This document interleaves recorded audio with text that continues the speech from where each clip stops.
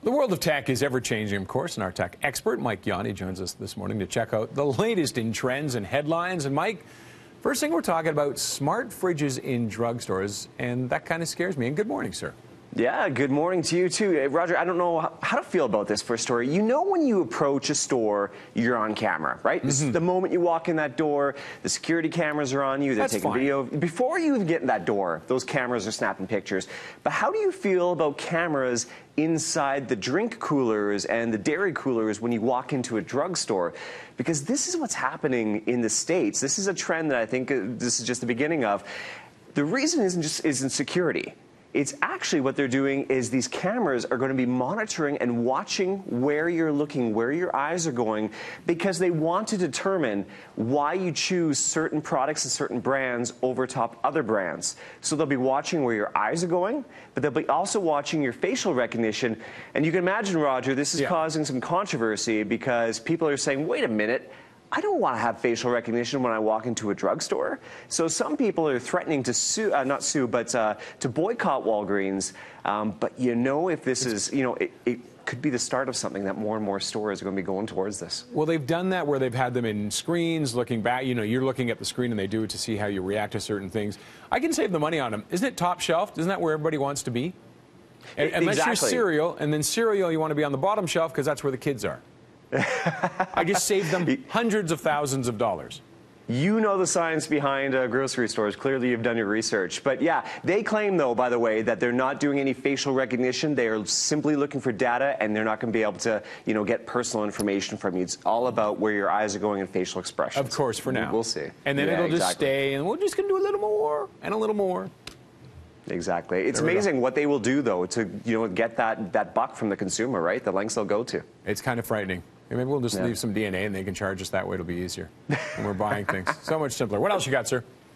Okay, choose your own adventure books. I loved these growing up. This is very cool. Yeah, this is fun.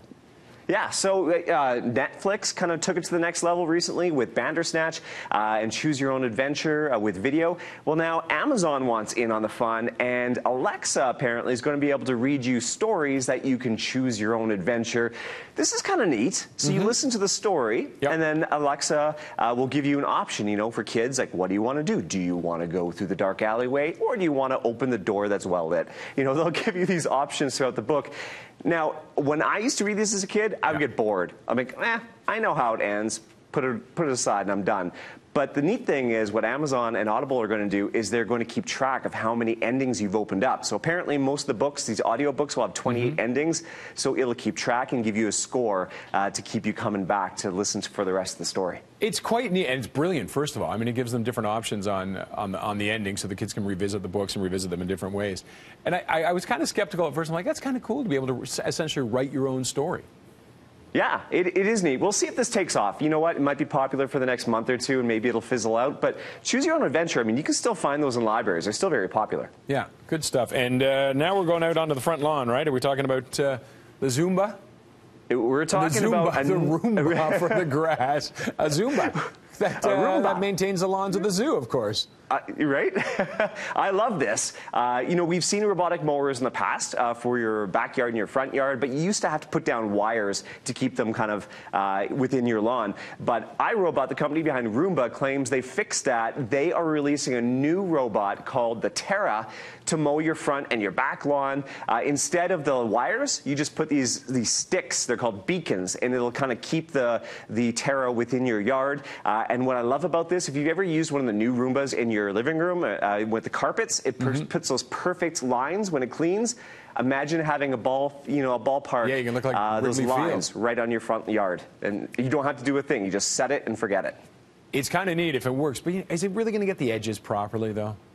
I don't know. I've tested a few of these before, not the Roomba one, but the Husqvarna one, and they do a really good job. Right. So I think if anyone can do it, I think it's iRobot. And you know what? They're asking for people to help test this out. It doesn't come out till next year, but they're saying, hey, you want to test it out? Contact us. Maybe we'll set you up with a beta product. Very cool. Beautiful, Mike. Always appreciate chatting with you, sir.